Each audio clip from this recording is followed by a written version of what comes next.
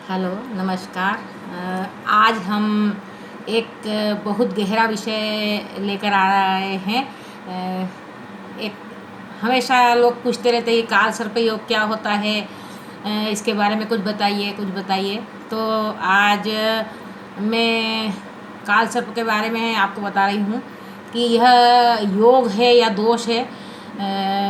तो इसके बारे में आपको थोड़ी थोड़ी जानकारी देने की कोशिश कर रही हूँ।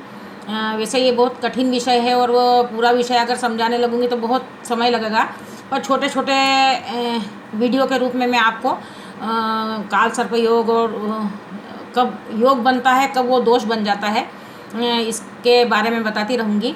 आज काल सर्प योग और दोष दोनों पे थोड़ी सी चर्चा करूँगी और उसके सरलतम उपाय बताने की आपको कोशिश करूँगी। तो काल सर्प योग कब कष्टकर और कब उन्नतिकारक ग्रह योग बना देता है, इसे समझना थोड़ा सा कठिन प्रश्न है। इसका उत्तर थोड़ा सजगता के साथ समझना पड़ेगा। कुछ लोग बिल्कुल नहीं मानते कि काल सर्प दोष तो होता ही नहीं, क्या होता है, और कुछ लोगों पर बहुत ज़्यादा असरकारक होता है और वो बिल्कुल हमेशा ही ऐसा सोचा करते हैं कि मेरे को काल सर्प दोष है तो मुझे ये हो रहा है, वो हो रहा है। मतलब तो या तो कोई बिल्कुल नहीं मानता है या फिर किसी पे बिल्कुल हुआ रहता है कि मेरे को काल सर्प दोष है, इसके कारण मेरा ये काम नहीं हो रहा है। पर ऐसा नहीं है। काल सर्प एक योग है जो योग के साथ साथ कभी कभी दोष उत्पन्न करता है जब दूसरे ग्रहों से उसकी युति होती है। तो आज मैं आपको सबको यही बता रही हूँ कि कब योग है कब दोष है वो बन जाता है। तो असर का जब जाता कि इसके भय जब मतलब जो जिस व्यक्ति की पत्रिका में काल सर्प दोष है वो अगर इसको भय के रूप में लेता है तो यह योग विध्वंस मतलब उसको हमेशा इसका डर लगा रहता है। पर ये योग विध्वंसकारी न होकर चमत्कारी भी है। इसके चमत्कार भी देखे गए हैं। व्यक्ति बहुत थोड़े से प्रयत्न से मतलब बहुत उन्नति भी करता है। हमने तो ये आजमाया हुआ है। समय रहते पर इसका ज्ञान अगर हो जाए कि अपने को काल सर्प योग दोष में बदला हुआ है तो उसका उपाय मतलब करना आवश्यक हो जाता है। और उसके उपाय के मतलब बहुत अच्छे परिणाम भी मिले हैं। मतलब सबसे पहले तो यह हम बताना चाहेंगे कि पत्रिका में काल सर्प दोष मतलब किन ग्रहों के कारण आता है। तो राहु और केतु दोनों छाया ग्रह है और जब दोनों छाया ग्रहों के बीच में सारे ग्रह आ जाते हैं, मतलब इनके बीच में साइड बाहर नहीं निकल, 7 ग्रहों के अंदर सब ग्रह आ जाते हैं तो उसे काल सर्प दोष माना जाता है। ये 12 प्रकार के होते हैं। आज इन 12 का तो आप वर्णन नहीं करूँगी नहीं क्योंकि वीडियो बहुत लंबा हो जाएगा। तो पर ये 12 प्रकार के होते हैं।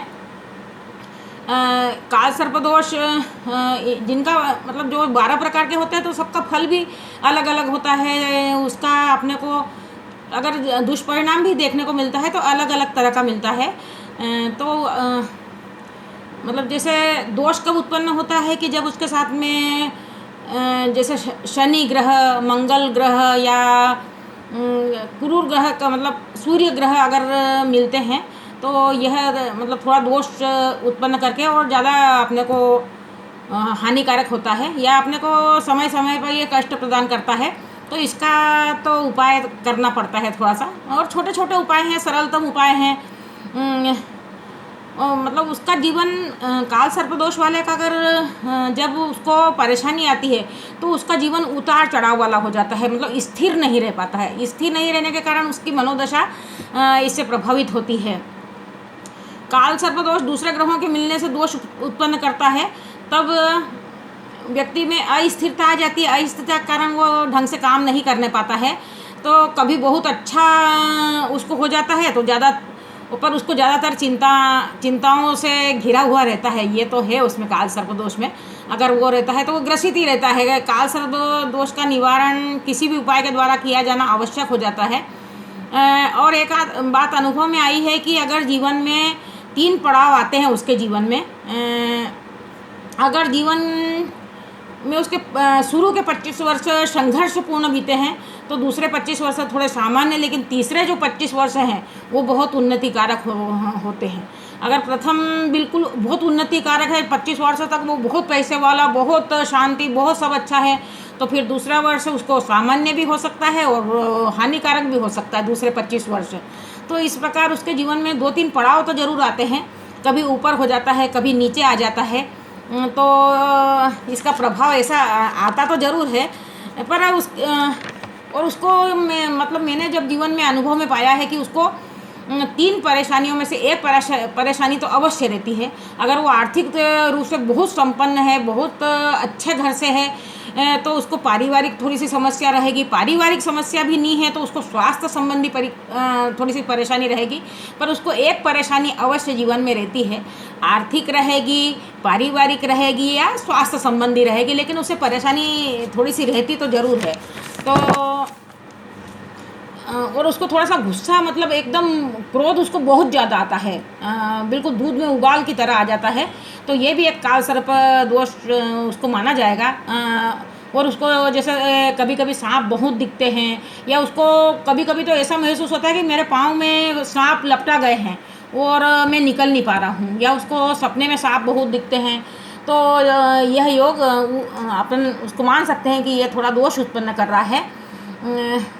और अगर उसके गुण देखे जाएं तो वो ये उसमें जिसको काल सर्प दोष है उसमें ये गुण भी होता है कि वो मतलब कार्य को बिल्कुल निपुणता से करता है, और सतत काम करने के बाद भी उसको थकान नहीं होती है, वो सतत काम कर सकता है। तो ये उसका गुण भी है।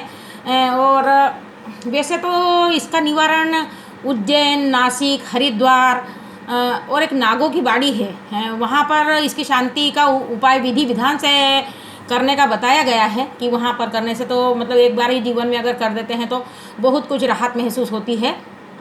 पर अगर कोई व्यक्ति वहाँ नहीं जा पाता है या किसी कारणवश वो नहीं करवा पाता है, तो मैं तो आपको छोटे छोटे उपाय बताऊंगी जिसका भी मतलब अच्छा रिजल्ट मिला है देखने को। क्योंकि हर व्यक्ति वहाँ जाने में मतलब सक्षम भी नहीं है, फिर वहाँ पर खर्चा भी मतलब बहुत ज़्यादा आता है। 9 तरह के नाग बनाते हैं, उसमें सोने चांदी के भी नाग बनते हैं, पूरी विधि विधान से होता है।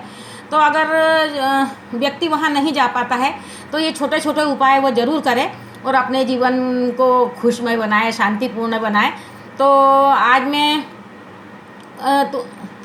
दूसरा तुमको उपाय बताना चाहूँगी कि उससे भी व्यक्ति को बहुत उन्नतिकारक परिणाम मिले हैं। संक्षिप्त रूप में आपको बता रही हूँ, इन छोटे छोटे सरल उपायों को आप ज़रूर करें। पत्रिका में काल सर्प दोष को योग में बदलकर लाभ प्राप्त आप कर सकते हो। ये एक योग है, और जब अपने को ये प्रभावित करता है तो वो दोष उत्पन्न कर देता है। तो दोष उत्पन्न करता है तो इसका थोड़ा सा निवारण करना तो बहुत ज़रूरी है, उससे व्यक्ति को बहुत अच्छी शांति मिलती है। तो आपको पहला उपाय बता रही हूँ जो बहुत सरल है। एक फोटो ऐसी आती है, इसमें गरुड़ पक्षी है, गरुड़ पक्षी के पाँव में सांप लपटा हुआ है और ऊपर विष्णु भगवान और लक्ष्मी जी बैठे हुए हैं। इस फोटो को आप ध्यान से देख लीजिए।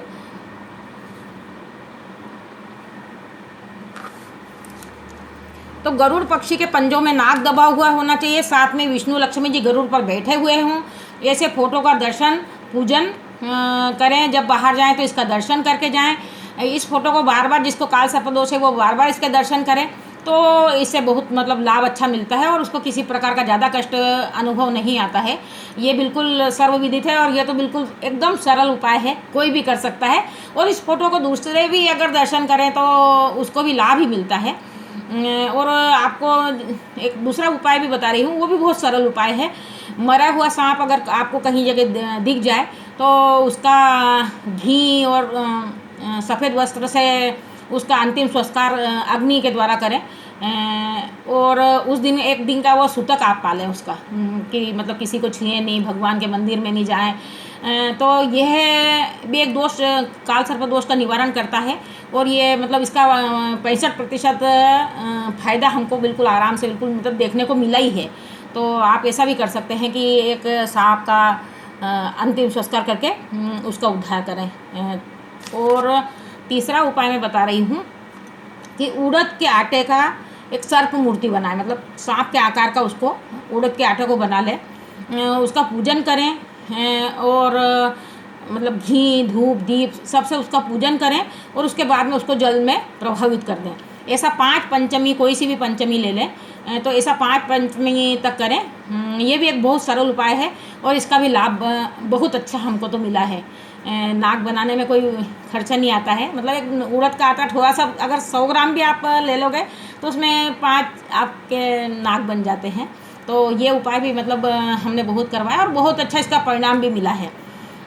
और अब आपको एक उपाय बता रही हूँ, वो तो पहले लोग करते ही थे हमारे, मतलब अगर पूर्वज देखे जाएं या ऋषि मुनि देखे जाएं तो मतलब बहुत मतलब जानकार हुआ करते थे। आपने देखा होगा कि नाग पंचमी के दिन पहले घरों में नाग बनाया करते थे। तो आज भी उसका उपाय मैं आपको इसी रूप में बता रही हूँ कि घर की दीवार पर 9 नाग बनाना है आपको। वो पूरा नाग मंडल करवाता है और एक मनसा देवी का भी चित्र उसके साथ में बना दो, या एक पुतले के रूप में मनसा देवी को बना दो। तो 9 नागों का निर्माण करें तो दरवाजे के एक साइड 5 नाग और एक साइड में 4 नाग ऐसे बनाना है आपको। चौकोर गेरू का वो बनाकर एक घेरा बनाकर उसके अंदर एक तरफ 5 नाग और एक तरफ 4 नागों का निर्माण करें। और 9 दिनों तक तो उसकी मतलब पूजा करना ही है। और अगर आप ज़्यादा दिन तक करना चाहो तो 33 दिनों तक उसकी पूजा करना है। तो रोज़ धूप दीप मतलब उसको, और नैवेद्य खीर का बताना है आपको। खीर का नैवेद्य आप बताएं और धूप दीप से उसकी पूजा करें उन नागों की। और मतलब अगर पूजा कर लें और उन नागों को दीवार पर तो साल भर बना हुआ रहने दें। और जब भी आप बाहर जाएं तो उसके दर्शन करते हुए जाएं। और यूँ भी ऐसे दरवाजे के आसपास बने रहेंगे तो आपकी दृष्टि तो उस पर पड़ती ही रहेगी।